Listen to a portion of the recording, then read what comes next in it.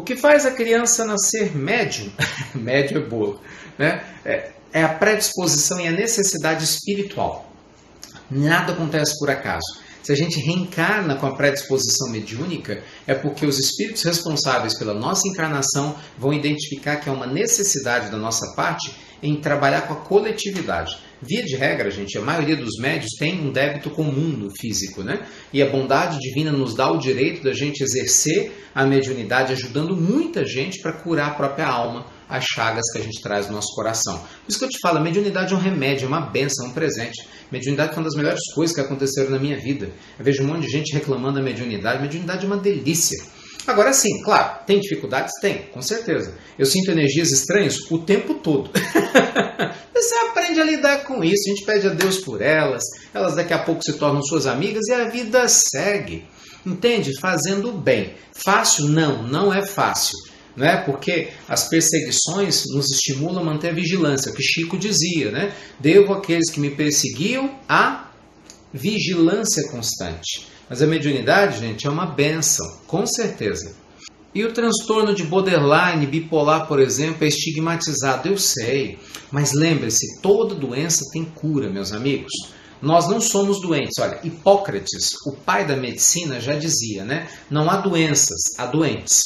A doença é a exteriorização de uma alma que precisa se reequilibrar. Seja doença psicológica, mental ou física, existe um sentimento ou alguns que precisam ser trabalhados.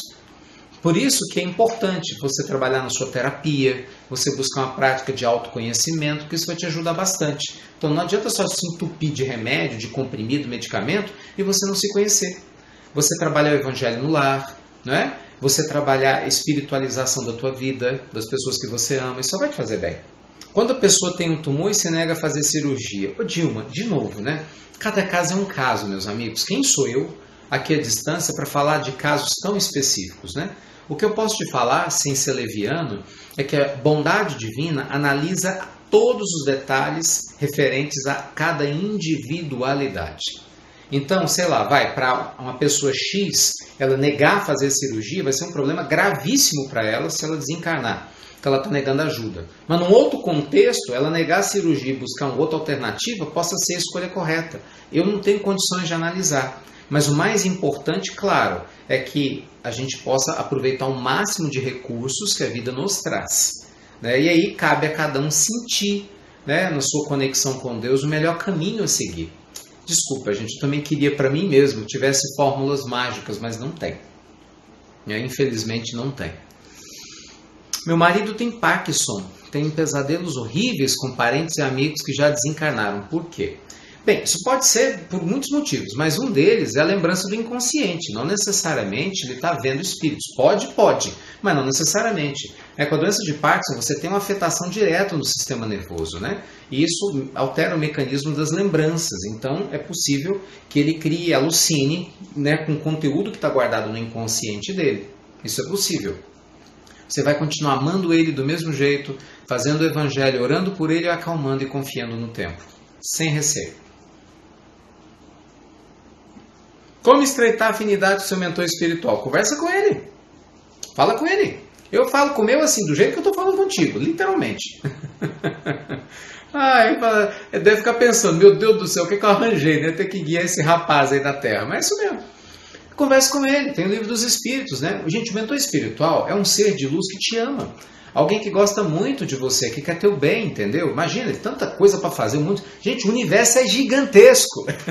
É infinito. Poxa, ele está do teu lado. Entende? Não é por falta do que fazer, né? Então tem amor aí.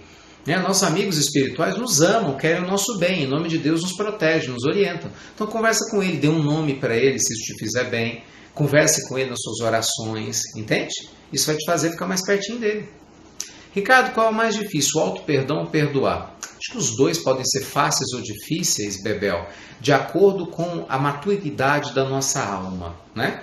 Não tem como falar o que é difícil ou fácil, porque cada um é cada um. Mas uma coisa é certa, o auto-perdão e perdoar terceiros é extremamente importante. Agora, o auto-perdão, ele interfere no perdão para o terceiro. Quanto mais a gente se ama, mais a gente ama o próximo. Quanto mais eu me compreendo e os meus processos internos, mais eu vou compreender a você sem julgar. Isso é básico, né? Com certeza. Epilepsia muitas vezes é causada por obsessão. Você tem epilepsia que já está instalada no cérebro e ela tem sim um processo ligado aos hemisférios cerebrais, que não necessariamente tem uma obsessão por trás e que o tratamento médico na Terra ajuda muito. Mas tem vários tratamentos de epilepsia que o tratamento médico na Terra não cura nada. Estou te falando que eu vi vários casos assim, tratados por psiquiatras que só melhoraram depois de um tratamento espiritual. Literalmente. Então isso eu vi, conheço, não é um nem dois, foram vários. Então nós temos 2 casos aqui. Não tem como dizer qual que é um caso. Sugestão, enquanto você trabalha na Terra, trabalhe também a parte espiritual. Os 2. Ela está falando, parabéns pelo excelente trabalho que você faz juntamente com a sua equipe. Ô, gente, eu fiz questão de ler essa mensagem por causa da nossa equipe. Nossa equipe trabalha com muito carinho. São pessoas muito dedicadas e elas merecem todas as orações de vocês.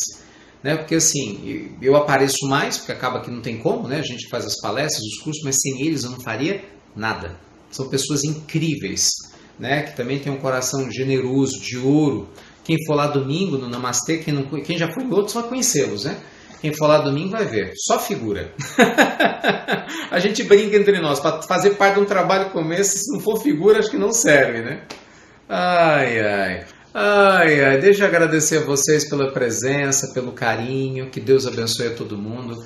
Ah, detalhe interessante, se vocês tiverem, alguém está aqui, está deprimido, está sentindo vontade de conversar, a gente tem quase 100 voluntários lindos que atendem vocês no nosso atendimento fraterno. Você vai entrar no site do Instituto Namastê, anota aí, institutonamastê.com.br. Lá no Instituto Namastê você vai procurar o link Pílulas Fraternas, está lá. Não é pílula do evangelho que eu gravo não, lá tem um banner, Pílulas Fraternas, no site do Instituto Namastê. Você clica lá, vai aparecer vários segmentos, você escolhe, tem lá tentativas de suicídio, pessoas que estão depressivas, pessoas que estão na solidão, pessoas com problema de orientação sexual. Aí você vai mandar um e-mail com seu telefone, alguém vai receber essa mensagem e vai te responder, vocês vão começar a conversar. Então, assim, nosso time está espalhado pelo mundo, a gente já chegou a ter 3.000 atendimentos num único mês. Olha que bacana, todo mundo voluntário, todo mundo trabalhando em nome de Deus, com maior carinho, com maior desprendimento. Tá bom? Então entra lá no site do institutonamastê.com.br e entra lá nas Pílulas Fraternas, para você desabafar, abrir aí o seu coração. Tá bom? Ó, beijo, beijo, beijo. Deus abençoe vocês, luz e paz, obrigado por tudo. Lembre-se, mediunidade é coisa séria, dom de Deus, não desperdice. Procure estudar, leia a esse respeito, tem vídeos lindos no YouTube, né, do Divaldo, que vão te esclarecer, de outros companheiros. Procure uma casa espírita, que é o melhor lugar para você estudar especificamente sobre esse assunto. Tá bem? Luz e paz, eterna gratidão a todos vocês. Tá bom? Fiquem com Deus, meus amigos. E até breve, gente. Até muito breve. Namastê. Tchau.